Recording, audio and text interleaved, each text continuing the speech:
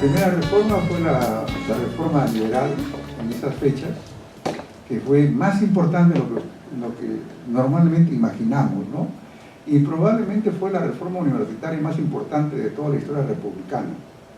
La segunda fue la de Córdoba, que fue más que importante, bulliciosa, ¿no? Bulliciosa porque se enlaza, se articula con la revolución bolchevique, con la revolución mexicana, mientras que la anterior, la reforma liberal, se articula con la modernidad europea y la revolución francesa de 1789. Ninguna está libre de esas articulaciones, ¿no? Luego, en tercer lugar, el cisma de San Fernando. Muchos de ustedes no habrán escuchado el cisma de San Fernando, ¿no? Pero ahora les voy a explicar. Y las universidades de clase media que surgen en ese periodo.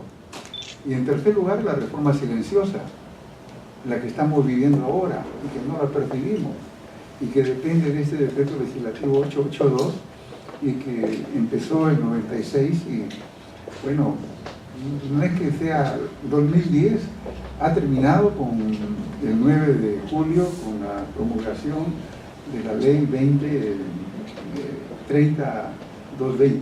Ahí termina el decreto legislativo porque sus artículos se incorporan en la ley, no porque desaparecen.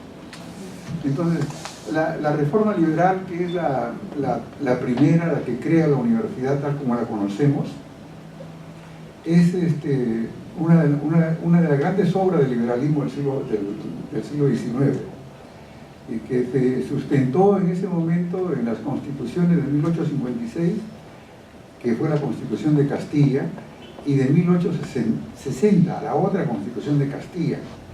La Constitución de 1860 va a durar hasta 1920. Probablemente muchos de ustedes no lo sabían, salvo la doctora Peredo, ¿no? Como abogada, pero fue la Constitución que tuvo una más larga existencia, porque fue una Constitución liberal en su esencia y muy importante para la modernización del país. Y un presidente que tuvo mucha importancia fue Manuel Pardo, que gobernó ese periodo muy breve de 4 años, que era el periodo de los presidentes de esa época, y que él denomina su periodo de 4 años la República Práctica. En ese periodo de la República Práctica se da el Reglamento General de Instrucción Pública en 1876, y más aún, en marzo de 1876, a 3 meses que termina el gobierno de Pardo, a 3 meses. Eso es una proeza irrepetible ahora. En el siglo XX peruano, ningún presidente ha podido dar una ley importante en el último año, pero Pardo lo dio en los últimos 4 meses. Y el Reglamento General de Instrucción Pública reformó primaria, secundaria y superior. La articuló a las 3, ¿no? A la francesa, de una manera muy particular. Y luego el producto de ese reglamento fue elaborado por 21 especialistas peruanos y extranjeros. Eso también es muy original, ¿no es cierto? La comisión de Daniel Mora, que es una comisión muy conocida, está constituida por congresistas, 18 congresistas, y dentro de los 18 congresistas ningún universitario actuante de profesor, ¿no? En cambio, en esta comisión, donde estaban invitados Sebastián Lorente, un español, de Javis, un polaco, Olkiewski, otro polaco, Pierre Pradier-Foderet, un francés, y el resto eran peruanos, Manuel Odriozola, Manuel Atanasio Fuentes. Odriozola era el ministro de Justicia, Culto y Instrucción, y él participaba como ministro en las reuniones. Bueno, no les voy a contar todos esos detalles, pero a mí siempre me llama la atención cómo en ese periodo, uno de los consultores de esa comisión, en ese periodo era Antonio Raimondi, ¿no? Y Antonio Raimondi fue el naturalista más importante en el país en esa época.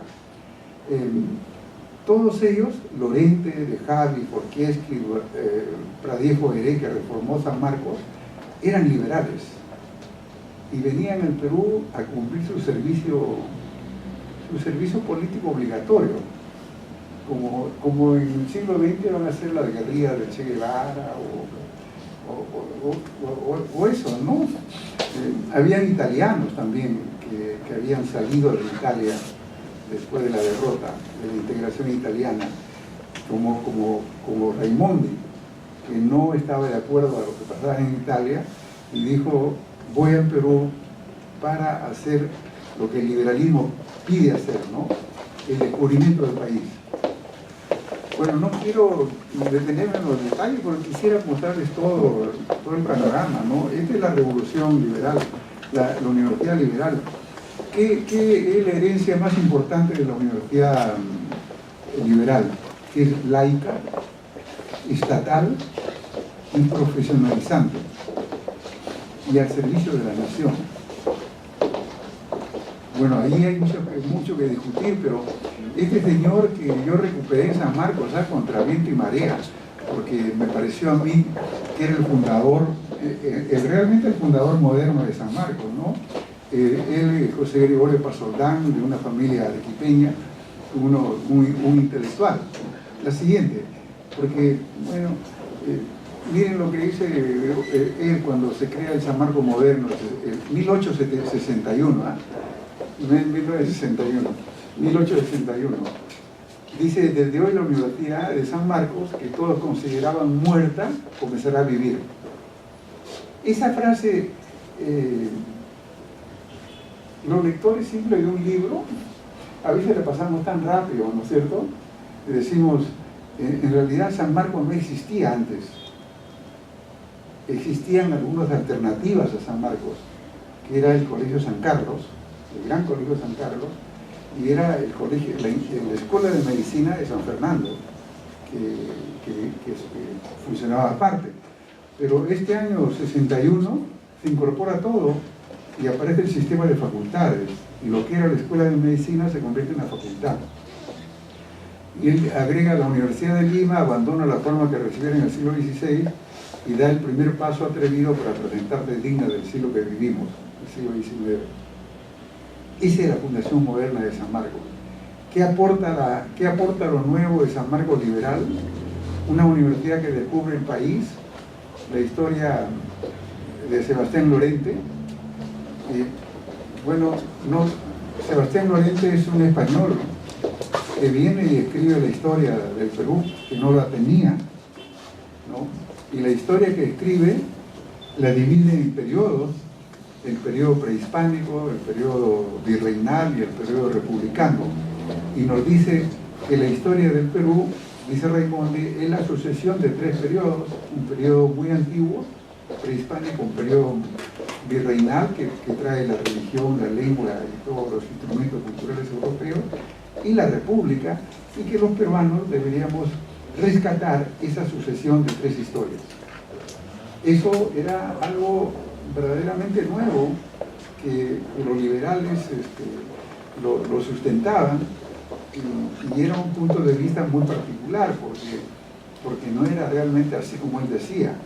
Pero la naturaleza la comienza a descubrir Antonio Raimondi y publica un hermoso libro que se llama El Perú en 3 volúmenes, que para esa época, cuando el año 2004, cuando Antamina aceptó financiar el libro de Raimondi, que se llama Ancash, el departamento de Ancash, escrito de una manera muy particular.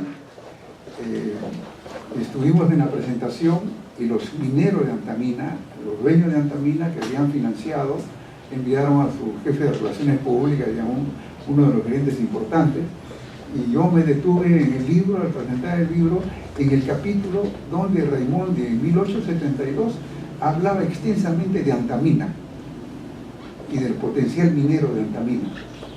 Imagínense ustedes, desde 1872, que él descubre y describe Antamina, hasta ¿cuándo empieza Antamina? 1990, 1995. hay como una gran interrupción en lo que es el reconocimiento de las riquezas naturales del país, ¿no? Y de ponerlas al servicio de una estructura productiva primaria y exportadora, ¿no? Bueno, lo que aporta San Marcos es la formación de profesionales. No habían antes profesionales que salían de universidades, por eso les decía que San Marcos es una universidad que aparece ahí. En la época colonial, San Marcos formaba clérigos y abogados. Los clérigos eran para la burocracia de la iglesia y los abogados eran para la burocracia colonial y del Estado. ¿Qué otra cosa? Había un protomédico, no había nada más, enseñaban, claro, matemáticas, pero no, y se formaban en los colegios jesuitas, no se formaban en la universidad, se acreditaban en la universidad, pero se formaban en los colegios superiores.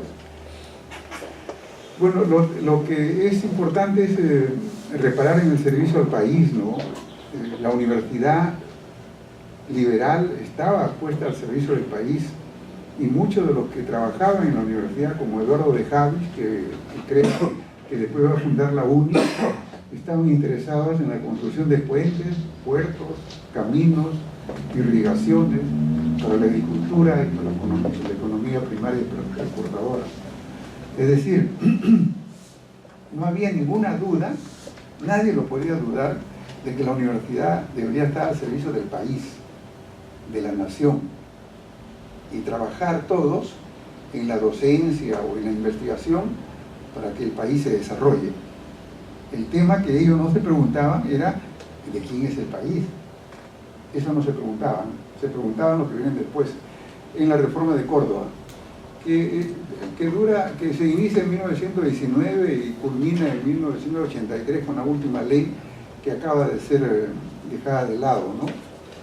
Esta reforma de Córdoba es el nacimiento de la Universidad Socialista, es una reforma impulsada por docentes y estudiantes. Ustedes pueden notar la diferencia, ¿no? Una reforma que nace de los docentes y los estudiantes, a diferencia de la anterior, del liberal, donde yo he puesto el nombre de Manuel Pardo, que es el presidente de la República, y de intelectuales y científicos que formaron parte de las comisiones para formular la propuesta de ley.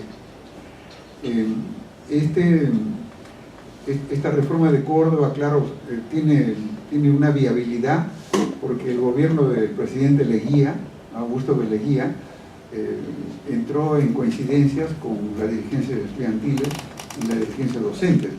Entonces marchó la reforma. Y los decretos y leyes que se van a promulgar son de esos años. Tantas veces se promulgaron. Y estas leyes, 19, 31, 46, 60, 69, 83, la única que es diferente es la de 69 del presidente Velasco, pero todas las otras forman parte de un solo linaje de leyes, que es el linaje de la reforma de Córdoba. ¿Y cuál es, diría, el sentido más profundo de la reforma? Una universidad para transformar al país, que es lo que ahora todavía se dice, ¿no? Y bueno, ahí está uno de los íconos de la reforma de Córdoba inicial. De repente no lo reconocen, ¿no? Yo también, que no lo hubiera visto varias veces. Es un educador puneño, José Antonio Encinas, que creó una escuela muy particular en el país y formuló la primera reforma educativa y fue el que fue rector de San Marcos, el primer rector reformado de San Marcos, y que duró solamente 9 meses, porque se produjo, vino el gobierno de Sánchez Cerro y después todo desórdenes, ¿no? La siguiente. ¿Qué aporta San Marcos en este periodo, que es el periodo de Córdoba? Bueno, una nueva historia del país, ¿no? Con el surgimiento de la arqueología, una crítica de la independencia de 1821, hay nuevos estudios sobre la independencia, una mirada a la historia de la República con Jorge Basadre, ¿no? Y Jorge Basadre escribe sobre la primera versión de la historia de la República, y es la primera toma de conciencia y explicación del siglo XIX, ¿no? ¿Por qué perdimos la guerra con Chile? ¿Por qué perdimos otras guerras también? No solamente perdimos una guerra, perdimos muchas guerras. ¿Por qué es un país con tanta marginación de las poblaciones indígenas, ¿no? Y el cuarto punto, con este aporte, San Marcos contribuye a redescubrir el Perú indígena y andino, ¿no? Es curioso que el Perú estaba de espaldas a los Andes, a los indígenas. No se conocía. Un personaje de esta época es José Carlos Mariátegui, por ejemplo, que es paradigmático, ¿no? Y José Carlos Mariátegui dicen que estuvo en Huancayo alguna vez, por 2 días. Es toda su experiencia andina, ¿no?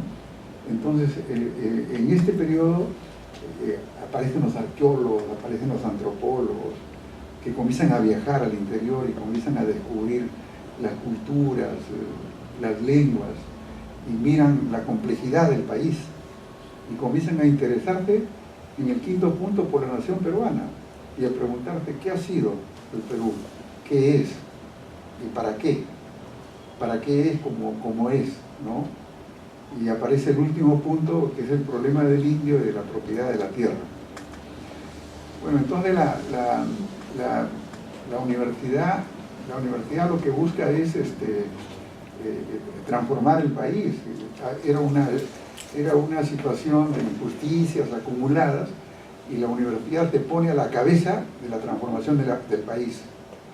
En cambio, la anterior se puso a la cabeza de construir puentes, caminos, irrigaciones, puertos, descubrir dónde están los yacimientos, ¿no?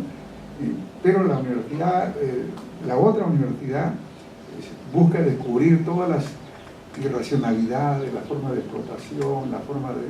¿Por qué el Perú? Hay un libro que se publica por esta época que se publicó una sola vez y que Jorge Basadre no lo quería, ese autor, Pedro Dávalos y Lizón. Nadie más le va a hablar de ese autor, así que tampoco le he puesto ahí. Pero Pedro Dávalos y Lizón, en el momento del centenario de la República, entre el año 1921 y 1924, publica 4 volúmenes de una revisión de la historia que se llama La Primera Centuria, los primeros 100 años. Y el subtítulo es tremendo. El subtítulo es Razones geográficas, políticas y morales de nuestro atraso.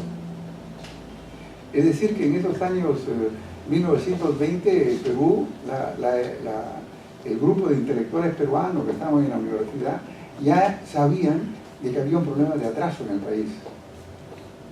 Porque teníamos dificultades, ¿no? Se hablaba del descubrimiento de los indígenas, del descubrimiento de la cultura andina, y se hablaba de las cosas que pasaban en las fronteras. Entonces la gente se decía, ¿cómo hemos tenido un imperio de los incas que ahora descubrimos que era un imperio muy extenso, era un virreinato muy extenso, y ahora una república en dificultades? Y este señor se plantea esa pregunta, ¿por qué? Y el libro no lo silenciaron porque el que escribía era un liberal, ¿no? Un liberal, y escribía desde su experiencia de economista liberal, ¿no? Tratando de explicar que, con algunos prejuicios, ¿no? Que hay razones geográficas, que no es cierto que hay razones geográficas. Brasil no sería un país como es actualmente, ¿no? Que hay razones políticas, tampoco era cierto. Que hay razones sociales, tampoco. Habían políticas probablemente, y eran todas las luchas internas en el país, ¿no? Los militarismos, los conflictos unos contra otros. Es un libro que, si tengo ocasión de formar parte de algún organismo, lo propuse al Ministerio de Cultura, que se publique, pero que se publique ese libro y que se publiquen otros libros que enjuiciaban los primeros 50 años de la República, ¿no? Porque probablemente ahí pueden haber lecciones de por qué el Perú perdió el ritmo del desarrollo, ¿no? Bueno, la siguiente, para no ser tan dramático. Bueno, el cisma de San Marcos se produce en agosto de 1961. En San Marcos no se acuerdan, no tienen por qué acordarse, ¿no? Carlos nada ni sabe. Yo mismo ingresé por ese año a San Marcos y en realidad no sabía lo que estaba pasando, no medía. Era el fenómeno que dominaba San Marcos en ese momento, era la politización de la universidad pública, ¿no? Una universidad donde uno iba a estudiar para hacer la revolución, y la revolución, el ejemplo era la revolución cubana, el año 1959. Entonces todo giraba alrededor de la formación política. En ese momento las autoridades de San Fernando no aceptaron el cogobierno, o sea, no aceptaron uno de los principios básicos de la reforma de Córdoba, ¿no? Pero en realidad no es que no aceptaban el cogobierno, era en el fondo una lucha entre el APRA y la democracia cristiana, donde dos personajes eran Luis Alberto Sánchez, que era muy conocido por los peruanos, ¿no? Y el otro, Honorio Delgado, que fue el introductor del psicoanálisis en el país, que era un médico arequipeño, y Arequipa era la cuna de la democracia cristiana, y Sánchez era uno de los grandes líderes del APRA, y hubo ese enfrentamiento, ¿no? Entonces, el enfrentamiento termina cuando docentes de San Marcos, de San Fernando, se van. Se va Honorio Delgado, se va Alberto Hurtado, se va Carlos Monge Casinelli, y se van algunos jóvenes médicos de entonces. Uriel García, hasta ahora tiene 92 años, Uriel García, pero está vigente. Arias Estela, bueno, otros más. Se va, ustedes se pueden imaginar que se fue casi el 50% de los profesores de San Marcos, pero no se fueron solos, se fue el 50% de estudiantes. Y al mes siguiente, con ayuda de la población limeña, hicieron un programa en la televisión para recaudar fondos, y la meta era 200.000 soles, y recaudaron 1.200.000, y con eso compraron un terreno, comenzaron a trabajar un terreno por comas, que es la urbanización de ingeniería, y ahí se crea la primera universidad de clases medias. Dicen los jóvenes de clase media que estudiaban medicina, dijeron no hemos venido a que nos formen políticamente, no hemos venido a que nos formen como médicos. Y bueno, y se fueron. En San Marcos sucedió eso en medicina, pero también en otras, en ciencias, y en particular en ciencias matemáticas, donde José Tola Pasquel se fue a la UNI, y con él se fueron otros, y después se fue a Católica, y llegó a ser rector de Católica, José Tola. Es decir, que este cisma es bien importante para entender la historia posterior. Se crea la Universidad Cayetano Heredia, que es la Universidad Peruana Cayetano Heredia. Cayetano Heredia es un personaje, un médico piurano que nació en Catacao. Este médico peruano fue el primer decano de la Facultad de Medicina de San Marcos. Pero la Cayetano se tomó el nombre, ¿no?, de Cayetano Heredia, y ya pues ahora son ellos Cayetano Heredia, y está muy bien, ¿no? Son amigos de San Marcos ahora. Y inmediatamente después se creó la Universidad Santa María de Arequipa, otra privada importante, luego la Universidad del Pacífico, luego la Universidad de Lima, y luego la Universidad de Ricardo Palma, el año 61-62. Esas son las universidades de clase media,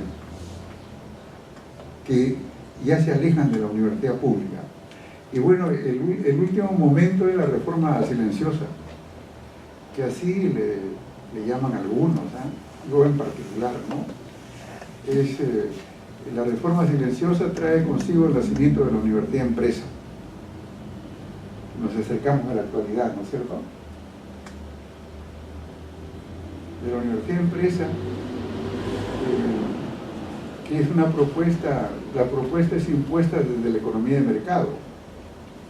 La universidad liberal vino del Estado, la reforma de Córdoba desde los estudiantes, la universidad de las clases medias, porque las clases medias dejan la universidad y se van a crear su propia universidad, y luego la universidad de empresa son a partir de 1996, que en el gobierno de Fujimori que se promulga el decreto legislativo 882 y se legisla sobre la posibilidad de invertir en la educación superior con fines de lucro.